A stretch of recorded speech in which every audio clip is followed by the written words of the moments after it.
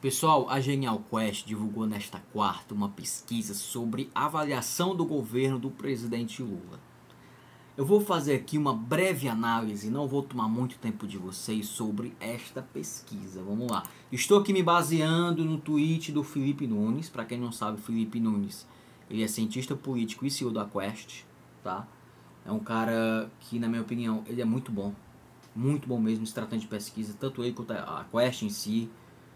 A Quest, na minha opinião, é uma das melhores empresas nesse mercado de pesquisa. Tanto eles quanto também o pessoal da Atlas, né? É uma galera muito boa se tratando de pesquisa. Mas vamos aqui aos números, né? Que é o que interessa. Vamos lá. O gráfico que está aparecendo na sua tela é o principal, né? Mostra o seguinte, que em abril a aprovação do governo do presidente era de 51%. Agora é 56%.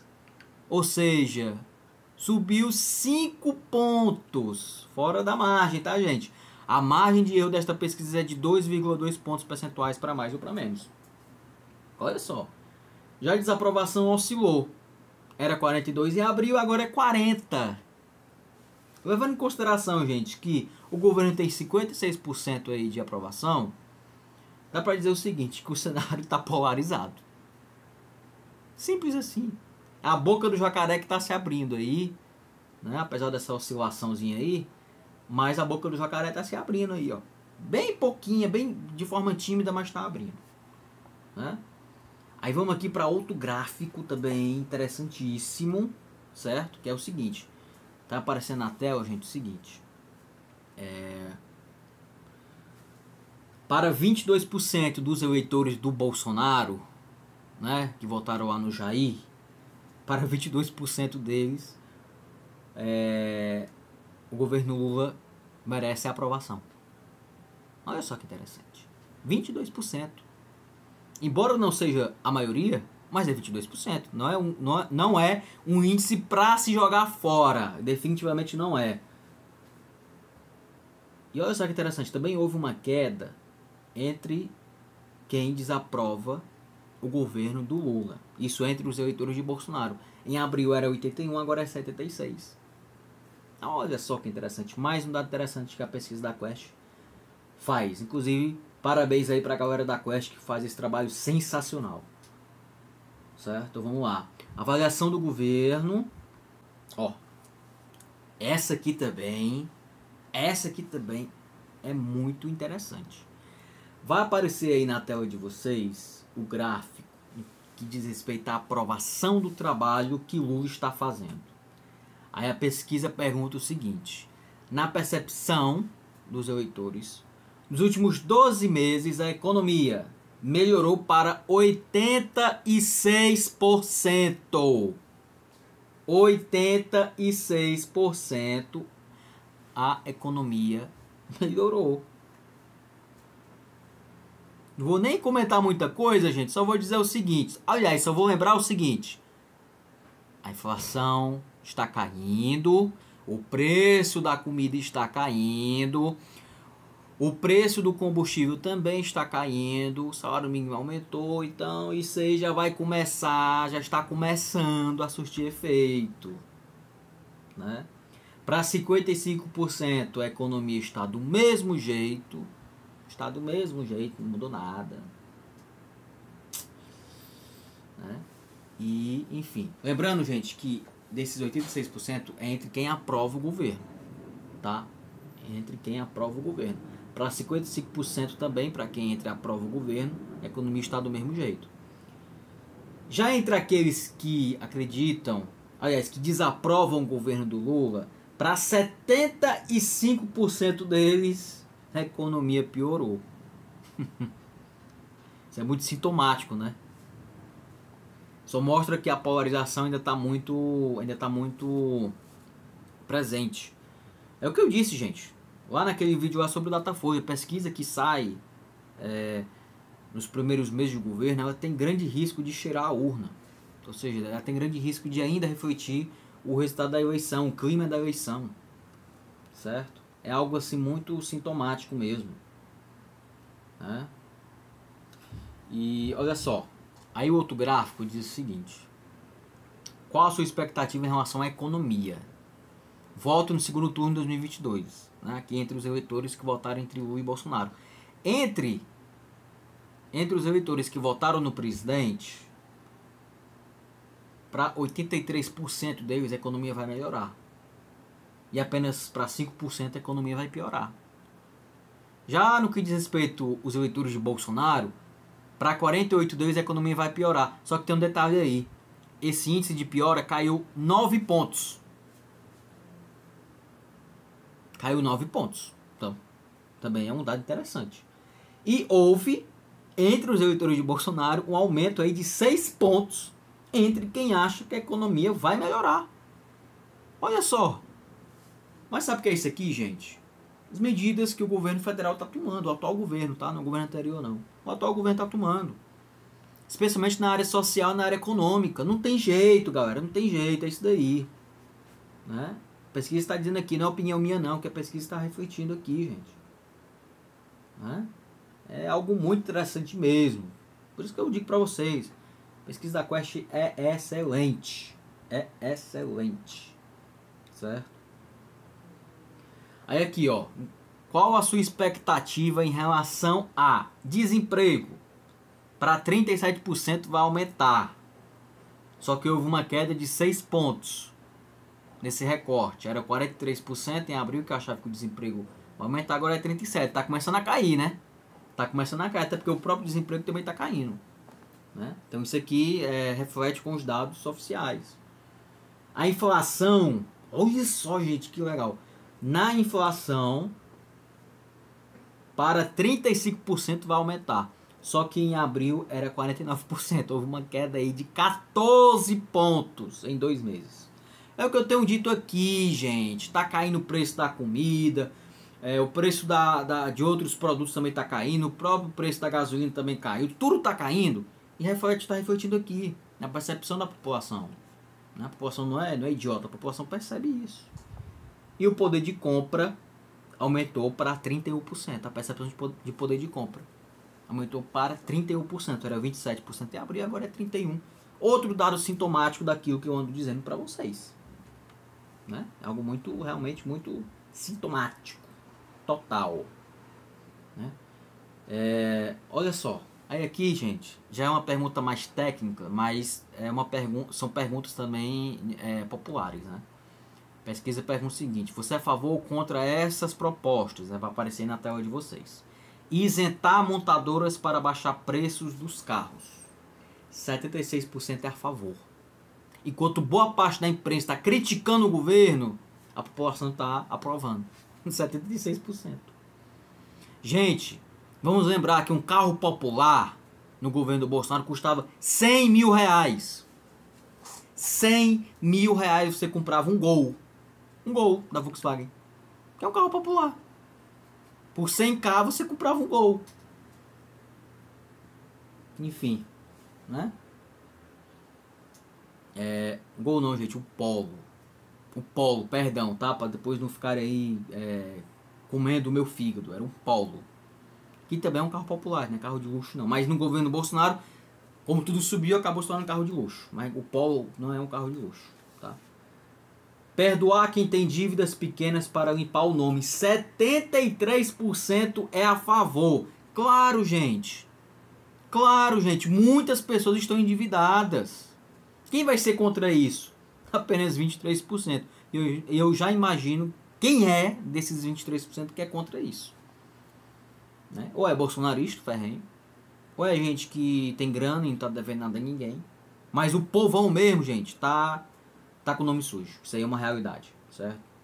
Acabar com a paridade internacional para o preço da gasolina. 61% é a favor. Com o fim da PPI, aquela política desgraçada que resultou no aumento significativo do combustível. Né? Não faz sentido, gente. O Brasil tem PPI. Né? A gente tem a Petrobras, que é do poço ao posto. Então não precisa de PPI. Né? Aprovar a reforma tributária com imposto único, 54% a favor, 24% é contra. Desfazer a privatização da Eletrobras, 38% a favor, 40% é contra. Então, nessa questão aqui está polarizado. Né? 22% não soube responder. Explorar o petróleo da Amazônia, 52% é contra. É contra. Né? Responsabilizar Bolsonaro pelas mortes da Covid, 59% é contra. É contra. Né? 33% é a favor, justamente um terço do eleitorado é a favor de responsabilizar o ex-presidente pelas mortes na Covid. Facilitar a compra e posse de armas, 71% é contra. Eu também sou contra. Se eu tivesse respondido essa pesquisa, responderia sim também, sou contra. Voltar a ter relações diplomáticas com a Venezuela, 64% é contra. A opinião pública de fato é contra a reaproximação do Brasil com a Venezuela. Tá? E 22% a favor. Certo? Aí, pra finalizar, gente, olha só. Esse gráfico aqui também é interessante. Você tem ouvido notícias mais positivas ou negativas sobre o governo Lula? Positivas, 33%, negativas, 31%. E para 35% não tem ouvido notícias sobre o governo. Ou seja, praticamente um terço do eleitorado. E isso é um alerta para a comunicação. Alô, Secom, alô, ministro Paulo Pimenta, prestem atenção aqui. 33%, somente 33%. Dos entrevistados desta pesquisa, apenas 33% estão vendo notícias positivas do governo e 31% negativas. E para 35% não ter ouvido sequer notícias sobre o governo. Atenção, Paulo Pimenta, atenção, Secom. Prestem atenção, olha esse dado aqui. Melhorem a comunicação do governo. Vocês que são responsáveis por isso, né? Então, melhorem aí, né? Esse dado aqui de estudo. Mas é isso, gente. Né? No geral, essa pesquisa ela é boa sim para o governo, mas também deixa alguns alertas. Né? No que diz respeito a alguns assuntos, como Venezuela, também essa questão da comunicação também, que precisa melhorar. Isso, eu acho que isso é uma crítica de muitas pessoas, né? E minha também, certo? Só que assim, gente, é isso. Né? O governo tem que continuar andando, continuar anunciando medidas que as coisas vão começar a andar. A pesquisa da Quest que ela já começa a dar indícios de que as medidas do governo estão começando a surtir efeito. Porque, como eu já disse, gente, medidas políticas e econômicas elas não têm resultado imediato. Tem que esperar, é o jeito, é o tempo. Né? É o tempo. Certo? Mas aí, gente, outra coisa que eu queria falar pra vocês, que também é muito importante, né? É sobre o Minha Casa Minha Vida, tá?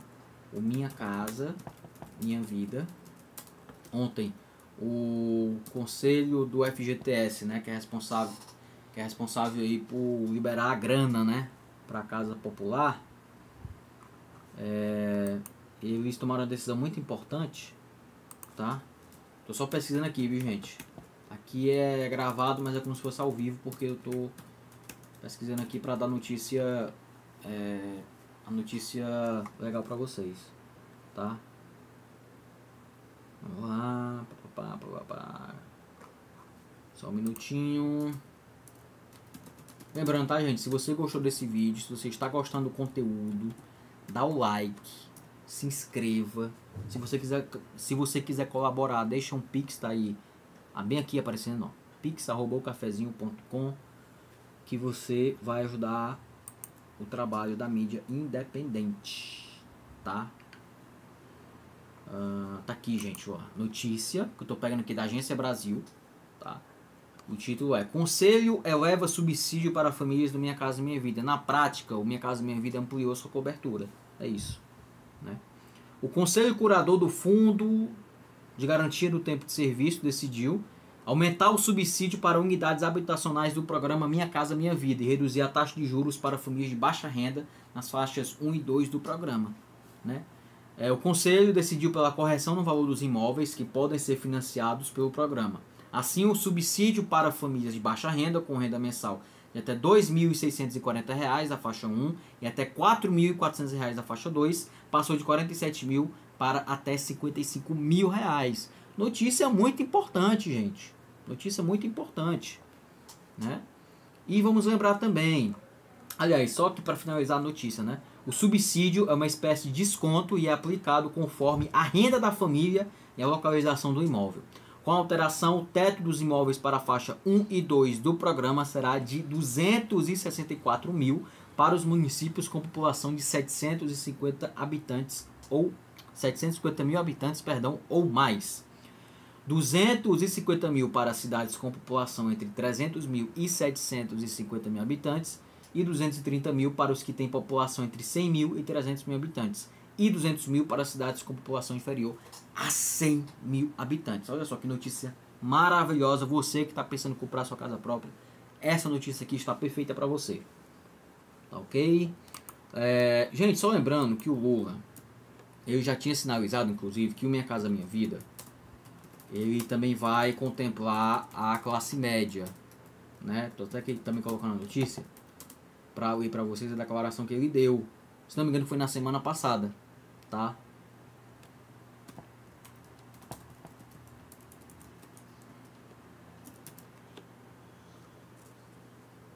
Ó, tá aqui, ó. Tô pegando aqui a notícia do Money Times, do site Money Times, que é um site de economia, mercado financeiro, essas coisas, né? Aí o Lula, gente, disse o seguinte. Ele disse isso lá naquela live lá que ele fez, na primeira live que ele fez lá no Palácio do Planalto junto com o Marcos Uchoa. Ele disse o seguinte: vamos tentar criar condições para quem pode pagar um pouco melhor também ter um sistema de financiamento. Classe média. Classe média hoje não é contemplada como Minha Casa Minha Vida. A classe média, gente, compra imóvel na tora, ou seja, diretamente do banco, sem desconto, sem nada. Às vezes o cara se esfola para pagar uma taxa de juros exorbitante. E o Lula tá dando aqui uma sinalização que, na minha opinião, é muito boa, gente. A classe média também merece, né? A classe média também merece esse tipo de benefício.